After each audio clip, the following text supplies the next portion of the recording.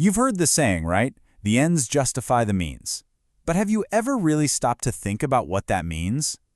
Today we're diving into one of the biggest questions in moral philosophy. Is an action good or bad because of the act itself, or because of what happens after? Okay, let me ask you something. Picture this. Telling a lie would save someone from getting hurt, but telling the truth would cause a whole lot of pain. What do? If you're leaning towards telling that lie, well, whether you knew it or not, you were just thinking like a consequentialist. And yeah, that whole way of thinking, it's got a name. Consequentialism. It's a whole family of theories that all boil down to one really powerful idea. The morality of an action is found only in its results. Your intentions? No, they don't matter. The action itself? Totally neutral.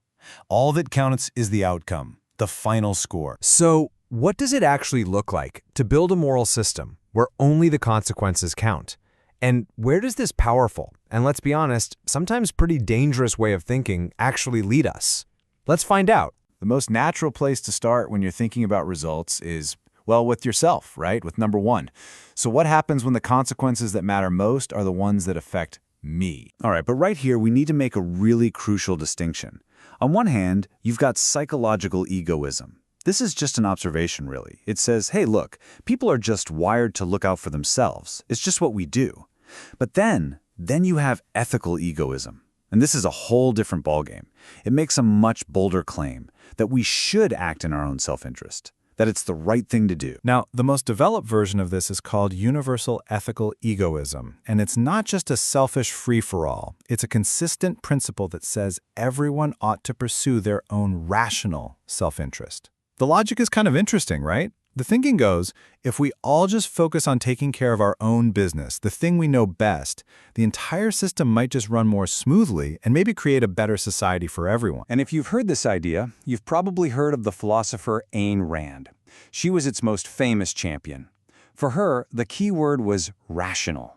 This isn't about just doing whatever you feel like. It's about using your brain, your reason, to figure out what's really in your best long-term interest.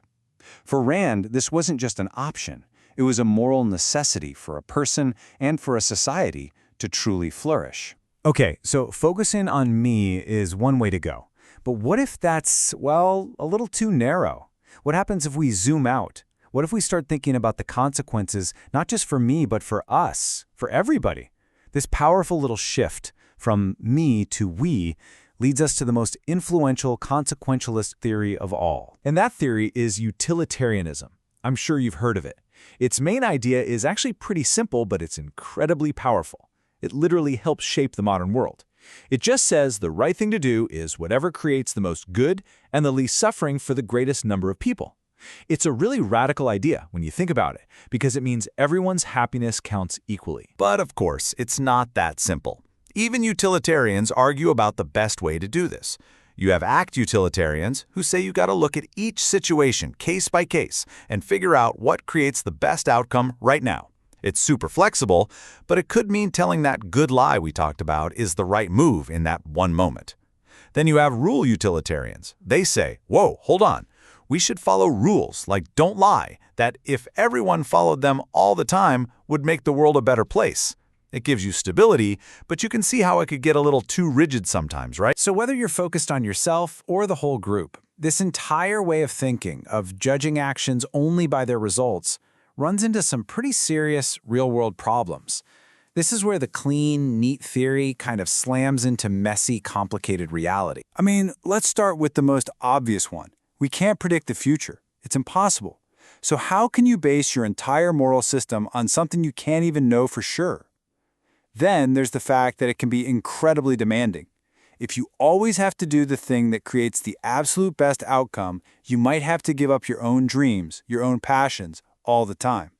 And finally, doesn't it just ignore our gut feeling that some things, like injustice or betrayal, are just, well, they're just wrong on their own, no matter what good might come from them? So with all these big issues, should we just toss the whole idea out?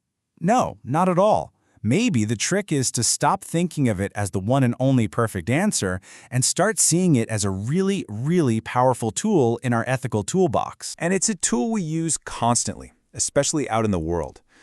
When governments make policy, They often do what's called a cost-benefit analysis. They are literally trying to calculate all the good consequences and all the bad consequences of a decision. That is pure, real-world, utilitarian thinking in action.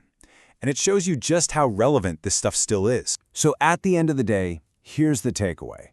Consequentialism gives us this incredibly valuable lens. It forces us to look beyond our intentions and really consider the real-world impact our actions have on other people. But because of those very real challenges we saw, most philosophers agree it just can't be the whole story of what it means to be a good person. Which leaves us with one last, fascinating question to chew on. If consequentialism gives us one important piece of the puzzle, and other theories about our duties or our character give us other pieces, could it be that the true path to being a good person isn't about finding one perfect theory, but in learning how to skillfully combine the best insights from all of them?